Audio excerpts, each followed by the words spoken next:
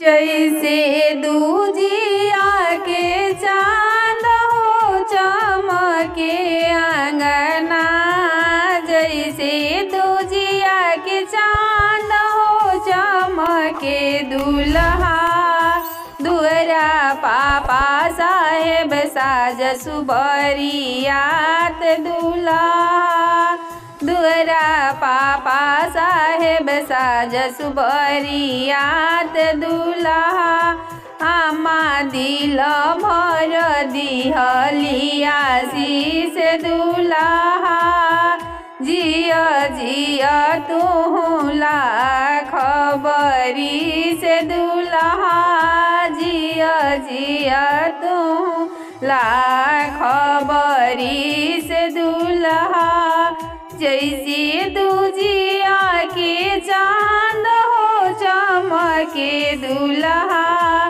जैसे दूजिया के चाँद हो चमके दुल्हा तोहरो चाचा साहेब साज सुबरियात दुल्हा चाची मन भर दिहलिया शीश दुल्हा चाची दिल भर दिहलिया शीश दुल्हा जिया जिया तू लाख बरिस दुल्हा जैसे दूजिया के चाँद हो चमके दुल्हा जैसे दूजिया के चाँद हो चमके दुल्हा तोहरो मामा साहेब साज सुबरियात दुल्हा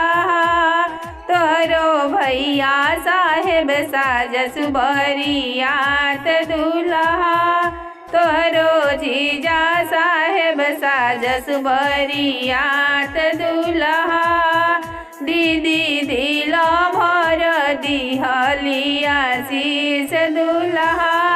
भाभी दिल भर दिहली आशीष दुल्हा बुआ दिल भर दिहली आशीष दुल्हा तोरो फूफा साहेब साज सुबरियात दुल्हा तोरो फूफा साहेब साज सुबरियात दुल्हा।